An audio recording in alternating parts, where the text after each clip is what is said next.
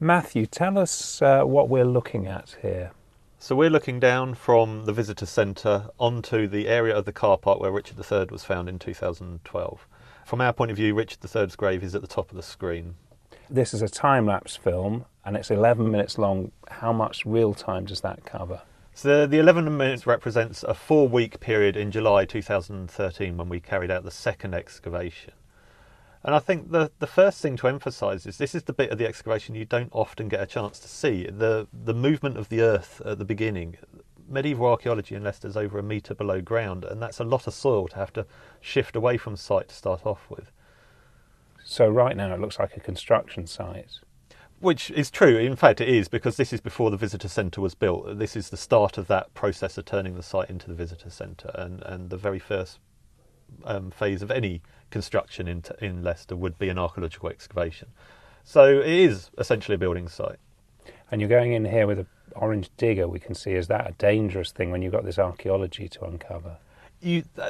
There's a surprising amount of finesse with mechanical diggers, and we're constantly monitoring it. And as soon as we start uncovering archaeology, we stop the digger going anywhere near. At the bottom of the screen now, you can see the barriers surrounding an area where archaeological remains have already been uncovered, and we're stopping the digger going near it. And then, some more barriers have just gone in, but then to the top, towards the top of the screen, there are some more orange barriers. What's up there? So that's where Richard's grave is, at the top of the screen, and the orange barriers are showing sort of the extent of where we've uncovered the archaeology. And you'll see the digger working its way back towards the top right, where the exit is. So what's different here compared to the 2012 dig? This is a year later, July 2013, and in 2012, as you said, we just exposed some trenches. What's different here? It's a much bigger excavation. It was very keyhole, the original excavation, and the problem with that is you don't often see the full picture. This was allowing us to see a much bigger picture over the church. You can see in the centre now the archaeologists are removing the soil and rubble from the area of the trench we backfilled in 2012. That white material was covering the original excavation. You can see they've just uncovered the stone coffin and the floor levels in the centre of the church choir. So the diggers, the trucks have gone now, and you're still exposing soil. How are you doing that? So everything is done by hand now. So all the loose soil left behind by the digger is removed by hand, and then the archaeologists slowly start cleaning up the archaeology to assess what we've got. You can also see in the top right-hand corner the construction on the viewing platform has started as well, which was an integral part of this excavation. We wanted to have the public be able to see what we were doing this time around. So the viewing platform was one of the key aspects of this project. And why couldn't you do that in the 2012 dig? In the 2012 dig, it was still essentially a working car park, and they were sensitive city council buildings surrounding it, and we just couldn't have the public on the site at the time. This time it wasn't an issue.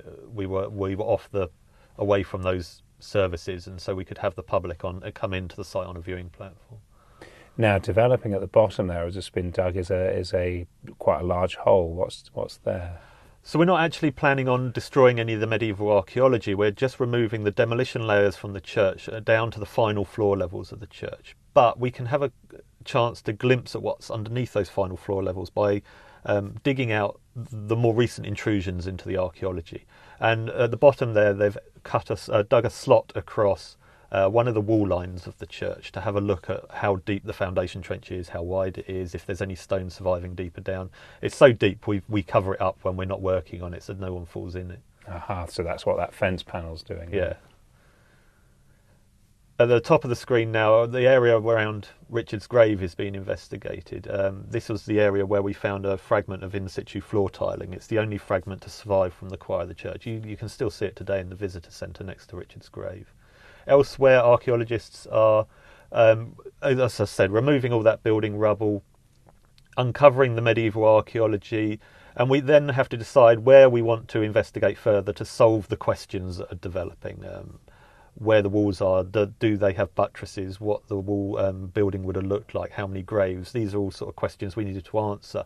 But we're very selective on where we dig to answer those questions, just removing enough of the archaeology to answer them without destroying the whole picture.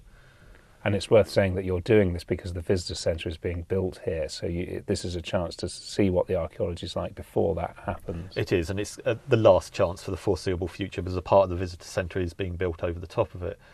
So we're recording what's underneath just in case the visitor centre might damage it, so that we could come up with a mitigating strategy. But it's that last chance. We won't get a chance for a while to explore this part of the Greyfriars again. Now it just looks at the colours changed there of the soil. What's happened there? I guess that's it. It's rained overnight. I mean, we were blessed with a very nice summer for this excavation. In fact, in some ways it was too hot and too sunny a lot of the time, but we did have the occasional shower. But that helped, in fact, because it moistened the ground. It brought the colours out better. So that's something you want. You want sometimes to wet the ground just to see. You do. The colour changes in colour are very important, and changes in soil density as well. These are all sort of the things we're looking for when we're excavating. At the left-hand side now you can see stone walls appearing, and this is a building just south of the church that we found. We hadn't found any evidence for this building before in 2012. This was brand new evidence on this project. We don't know what it is. It might be an earlier chapel for the friary, or it could be any number of friary buildings. It looks like it was demolished before the church, though, because the stone foundations are still there in place, whereas the church has been the foundations have been completely removed. So we think it might have disappeared during the medieval period, during the lifetime of the friary, rather than after it closed. And it's worth saying that these things are removed because Henry VIII dissolves the monasteries and people go in and the stone is sold. Yeah, so the friary closed in 1538 and was demolished shortly afterwards. And building stone's valuable material in Leicester, so as soon as a stone building falls out of use, locals swarm in and nick all the good stone to use on their own houses. How does it feel? You're unpeeling layers here and looking all the way back then to the 16th century and actually beyond. How does that feel? Do you reflect on that? You do, and you always get that sense of excitement when something new turns up. The building to the south of the church, that was brand new. We didn't know that existed. That was exciting to find. Finding that stone coffin in 2012 was exciting and incredibly frustrating, having to cover it back up without knowing what was in it. So it was good to get a chance to do that in this excavation. You can see how hot the excavation was. We've had to put gazebos up over some of the excavators because of the heat. And we can see, so there's the blue tarpaulin to the right, and then below that there's the area where the stone coffin is, which is covered up with a white tarpaulin. Yeah, so the blue tarpaulin represents graves 3 and 4, and the white tarpaulin just below it represents the stone coffin, so that's grave 5. We've finished excavating at this point. Now we're recording. You'll see archaeologists are recording. The only bits of excavation now are where we've recognised where there's something we need to work out better to better understand it, and we're being more specific in the excavation. The general clean-up has finished now. Okay, so now it's a question of going through and mapping what you've found. Yeah, carefully recording. Everything's drawn by hand. You can now see at the sort of top right, archaeologists are starting to excavate the graves.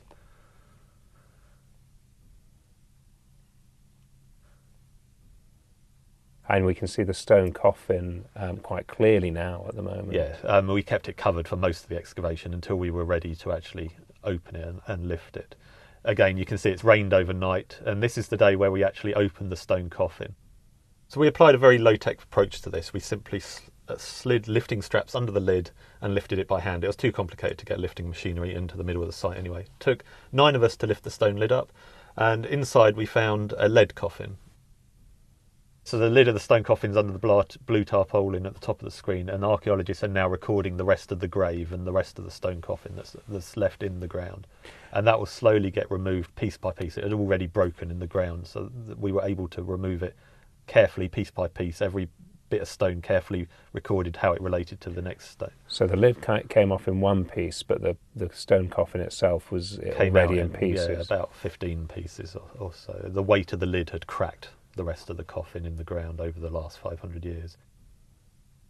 Work is still carrying on excavating graves 3 and 4 at the top there. These were both in wooden coffins, and so all that survived was the skeleton itself. Although you could still see the outline of the coffin because the coffin nails still survived in situ. And we're keeping it shielded from the public. We let the public on site, but we kept the actual opening of all the graves shielded from the public. When you find a grave, when you're exposed, how do you find the edge of a grave? How do you know that you've got to the edge of what was dug, the hole that was dug? So the grave, when someone's dug the grave, they've dug a hole in the ground, basically. You've got nice compacted ground that they've dug into, and when they've put the soil back in on top of the body or the coffin, it's loose, it's uncompacted. That does slowly compact down a bit during the next 500 years, but it will always remain looser than the surrounding ground. So you're looking for colour changes, but you're also looking for texture changes. The grave edges, you'll feel it with the trowel as you're excavating. And what were the key findings from that dig in 2013?